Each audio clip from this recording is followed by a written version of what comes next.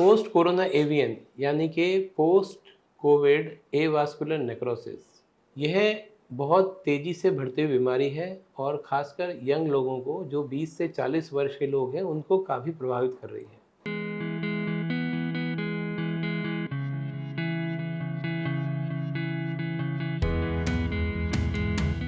मित्रों, हम बात कर रहे हैं कोरोना के बाद आने वाली हिप जॉइंट के अंदर ब्लड सप्लाई की कमी की, जिसके कारण हमारा हिप जॉइंट ख़राब होने लग जाता है और हड्डी अंदर से गलने लग जाती है। इस चीज़ को कहते हैं एवास्कुलर नेक्रोसिस, मतलब बिना खून के हड्डी का गलना। ये नॉर्मली क्यों होता है? क्योंकि जब भी पेशेंट्स को कोविड हुआ था और उस समय इलाज के समय उन्हें स्टेरॉइड दिए गए थे और स्टेरॉइड देने के बाद उन्हें आईवी या ओरल स्टेरॉइड मेडिसिन के साथ डिस्चार्ज भी करा गया था। जब लंबे समय तक स्टेरॉइड चलता है और थोड़े हैवी डोज में चलता है तो उससे हमारी हिप जॉइंट की खून की धमनियाँ धीरे धीरे ख़राब होती हैं और उससे एवियन होने लगता है।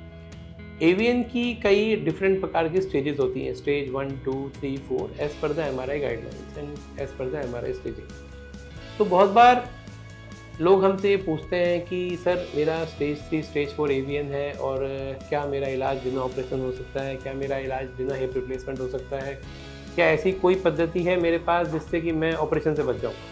तो दोस्तों, इसी बारे में हम चर्चा करना चाह रहे हैं कि grade 1, grade 2 avian basically MRI में डिटेक्ट होता है, ज़्यादातर एक्सरे में डिटेक्ट नहीं होता है। ग्रेड 1, ग्रेड 2 एमआरआई के अंदर जब आप देखते हैं तो पेशेंट को उसमें ज़्यादा लक्षण नहीं होते हैं, कभी याद हल्का फुल्का दर्द होता है और नॉर्मली हमारे काफ़ी लोग उस हल्के फुल्के दर्द के लिए केवल एक पेन किलर खा के रेस्ट करते हैं और डॉक्टर को अप्रोच नहीं करते।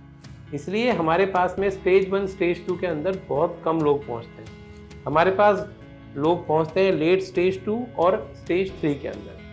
अब दोस्तों, हमें इस चीज़ को ध्यान में रखना है कि एवियन के इलाज अलग अलग स्टेजेस पे डिसाइड होते हैं। स्टेज 1, स्टेज 2 और स्टेज 3 तक भी मैं इसमें स्टेम सेल थेरेपी या स्टेम सेल थेरेपी के साथ आरएमएस मिला के हम इनको एक हेल्दी जॉइंट बना सकते हैं और एवियन को कंट्रोल कर सकते हैं।